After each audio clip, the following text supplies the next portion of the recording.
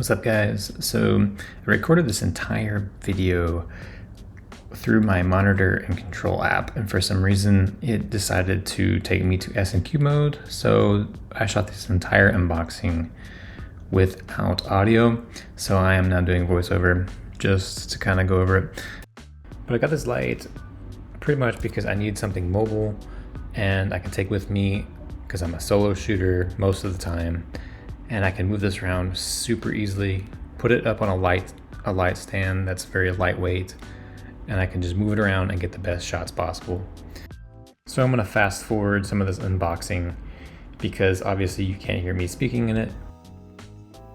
I paid about $300 for this light at the time of recording this.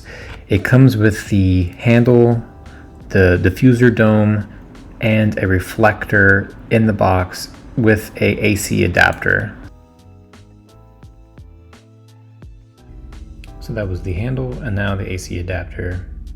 So you can plug it to the wall. Has a nice little hanger there so you can hang it on a light stand.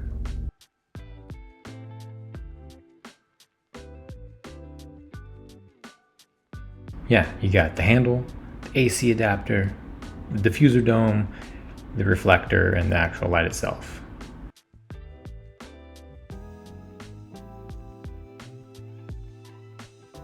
Okay guys, I just did this entire unboxing with no audio because it was on S&Q mode for some reason. I think my monitor app changed, I don't know. I don't think it synced up correctly. But anywho, I just got the SmallRig RC 100C. It's RGB. One thing I noticed immediately was about this handle that it came with in the box was the changing of being higher in position here. It's definitely much harder to change that when it's on a tripod because when it's on the tripod and you have the battery attached to the light, it's super heavy and it wants to, as soon as you click the button, it falls backwards. So immediately, it doesn't matter if it's even, honestly, if it's even here, okay, if it's here, then it won't fall backwards. But if it's like past that point, like if it's right here, it's probably chances are it's gonna fall backwards on its own. So you have to have two hands on the light itself. You have to do that, yeah? So, okay, that's nitpicky, but it's very interesting because I use another handle quite a lot and it's quite fantastic. It's from Magmod and it has a little locking mechanism as well, just like this one, right? So this one's taller. It puts too much of the weight on top of your hand, so it feels really freaking heavy. This one's smaller and it's just thicker and it fits better in the hand in itself. It's got a little lip, little dovetail there. It fits very nice in your hand when you need to move the light on the stand. I would highly recommend getting one of these things because when you're up high and you're like, okay, I want to change this a little bit, you don't have to take everything down. You can just do it a little bit and then do it with one hand. You don't have to have two hands. So as far as efficiency goes, I think that's a big thing for me. So thank you, SmallRig, for putting this in the box. Thank you so much. But if you can make this part here, the tilting part, be down below, I don't know if they tried it or not, and they just went with the top one because they are using plastic here, so it's could break, I don't know, but there seems to be, when I put the light on there with the battery, it seems to be very heavy in this area, a lot of stress. Here it feels like it's flatter and it sits a little bit more better because it bends back here. And this thing here is actually metal on the Magmods, so you have better quality. I think it's like aluminum or something. And you also have some metal up here. So I have stronger components here than this is all plastic. And so I'm not sure how long that will last. I might use this, but it doesn't feel like, even just holding it feels a little odd. This feels just so much better. It's lighter. This is actually really much heavier. So that's the change I would make on the handle itself. But so I stuck my Magmod handle on the back, on the bottom of this here, like so. Tighten that baby down. super fast and easy. You don't have to screw it in, it's already screwed in. And then you're ready to go. And then when it's on the stand, when it's like on the stand here, it bends from here, right? Versus it bending from up here. And so once you get the battery on here, it's just gonna go boom every single time the point of contact is there. So definitely recommend getting you one of Magmod's, because I use this thing a lot. I do like it. I've used it way more than I thought it would when I bought it. So the battery that I was using is this Momin battery, just for right now. I have a SmallRig one and another like bigger one. It's like 190 watt hours. And the last 190 watt hour battery that I put on a light just stopped working. I don't know, it like blew a fuse or something inside the battery. So I've been using these a little bit higher quality ones, but I'm gonna try that 190 watt hour battery, see if it lasts all day. You turn it on, you turn the intensity knob a little bit and it pops on. And you have a lot of different modes. You have all your basic modes that you would think that you will need on any light. So the main one I'm gonna be using is just the normal one, like this. I'm gonna go to, we had to download the SmallGoGo app, and yeah, it didn't connect immediately, so you had to finagle it a little bit, but you just have to keep, if you hold the fan button and the Bluetooth button, it'll reset, and it should, that's what happened, it came up, but it didn't come up when it was in Bluetooth mode. But anyways, so the app is actually quite great. It's very responsive. So this is at 10% at 2500 Kelvin. Then we're gonna go to 50% here, 2500 Kelvin. So we're gonna go to 100%, 2500 Kelvin. It's pretty bright. Now we're gonna go back down to 10. So this is 5500 Kelvin, 10%, 50%, and this is at 100. It's pretty bright. For a little 100 watt little light, it's really nice. Now if we go up to, let's go up to 10,000 Kelvin, 10%, 10,000 Kelvin, 50%. Up next, 100%. Back down to 10%. Okay, now for the colors. I'm just gonna do the four major ones. Blue is here, this is 10. This is 50%, and again, this is at 100% saturation. 100. Didn't go up so much, but you know, you get it. Now we're at, let's go to green. Okay, 10%, 50%, 100%. Green's pretty bright. Going down to 10.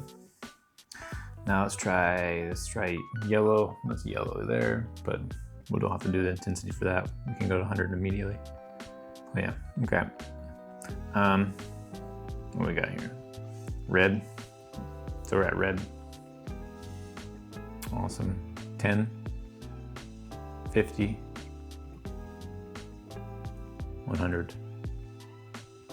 Back down to 10. Okay. Last but not least, my favorite color is the purple one. It's kind of cool. Purple, I guess, is like, I don't know, 300, who knows? That's pretty purple. 10, we're at 50, and 100. Back to 10 again. As for the effects, I showed this earlier. You have the effects panel here. You have paparazzi, which I think is very interesting. You can change the intensity, which is kind of cool. I mean, it is kind of nice to have these, I guess, if you need them. Fireworks. That one doesn't seem like it's working. Anyways, lightning, faulty bulb. You have a TV. Flame, which is really horrible because it it's not really rounded, it's just flickering, which I don't think fires flicker so much. But anyways, if you need to change the intensity of, let's say, if you want to change it, make it more orange, you cannot do that on the app. It's just flickering. Like for instance, so this is a CCT cycle, okay, which I don't know who would ever need that. RGB cycle, so as fast as it goes. 1 is the slowest and 10 is the fastest, I guess. But see here, like in the RGB cycle here, it's supposed to be cycling through. And the app, you don't have a section for it to change different colors, like in the police car. That's why the police car is only red, because the blue is not out. So if you go onto the back of the side of the light itself, you can change that and add blue in there, because it would go red, blue, red, blue, red. So it's not doing that. So especially like this. So you have to change. It says on the side it says R, and you have to go to R plus B, which is red plus blue. So just FYI with that, you can't. It's not 100% app friendly, you know. So you have to. There's some manual stuff you have to do. Okay. All right, guys, so this is the quick review of the SmallRig RC 100C. So I got this light because tomorrow I have an event at an art gallery, so a fine art gallery. So I'm gonna use this. They're gonna have a couple of Ferraris out front, and I'm gonna use this light to light them up because it's gonna get darker. But I'm gonna use this light tomorrow as one of those lights, and yeah, see how that goes. So I'll let you guys know in the future how this light works, and I'll try to take some videos and stuff of it. And so if I did take any videos of it, I'll show you right now. So see you in the future. And if you have any questions about this light that you want me to answer, put that in the comment section, and I'll try to get back to you guys as quickly as possible. But all right, see you guys later.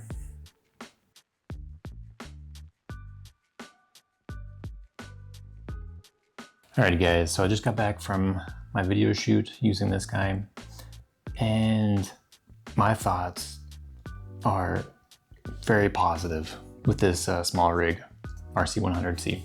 So my thing was I needed something to where I don't have to hook up anything to my light and just put a battery pack on it and just use it.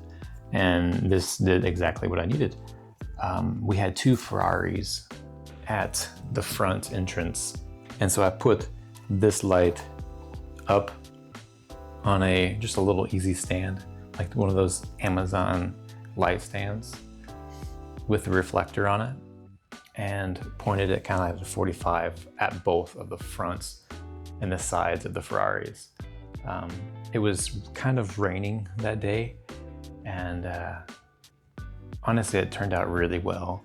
I'm so glad I brought this light, because if I didn't, the shots that I had gotten wouldn't have looked as good if I didn't have this light with me. The event coordinator didn't have any lights outside, so it was completely dark, and the only thing you could see is like the inside of the lights from the art gallery. So it looked very fancy and stuff. But they didn't have any lights on the Ferrari. So this light at 40% power lasted 4 hours. And by the time I got home and checked the battery life on it, I think the SmallRig battery here, this battery went for 4 hours, 15% left on the battery, which I think I would have been able to get another 30, probably 40 minutes out of this battery if I needed to. And 40% power was probably a little bit too much, but I was trying to just really push the light as far as I could because it was so dark. And so we were on the side of a busy highway. So there's a highway and the building, and then the Ferraris are right there. So it was kind of like trying to showcase the the art gallery off. So this light did fantastic. All I did was put the reflector on, add the battery, put my MagMod handle on the bottom like this, so I could quickly move it around and get different shots. I think the cool thing about this is it's such a small package where you can just put this on any lightweight light stand and just move it really quickly by yourself. You don't have to have someone. I mean, it's always nice to have someone, but if you're like by yourself and you're setting up each shot, you can easily move this without any cables. Nothing's gonna get in the way.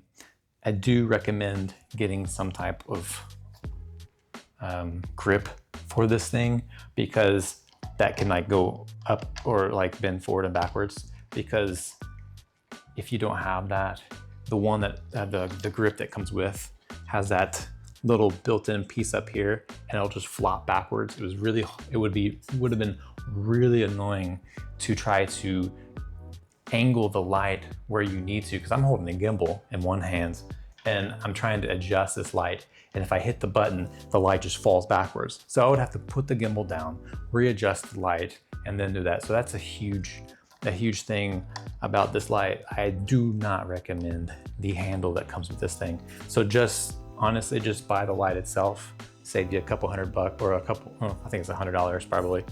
Highly recommend this thing because of the V-mount capabilities. It's just so mobile. And look how small this thing is. It looks kind of like a little mini red Komodo, you know? If you didn't notice in my first video that I had a different one, I had a black one. I returned that one and I got this one because Black Friday, we're running a really good deal. And so I saved about $120, and I didn't like the handle at all. And so I just took everything back and just got just the light and the reflector. That's it. Yeah, perfect for if you're a single videographer and you need some lighting with you. The only thing I wish it had was the Bowens mount to where I can use all my modifiers. I have some really cool modifiers. This is like the small, some like little small Bowens mount wannabe thing, mini Bowens mount, whatever. So thanks guys for watching, and I hope this was helpful. If you need anything, feel free to comment down below and I'll try to answer anything I can. See you later.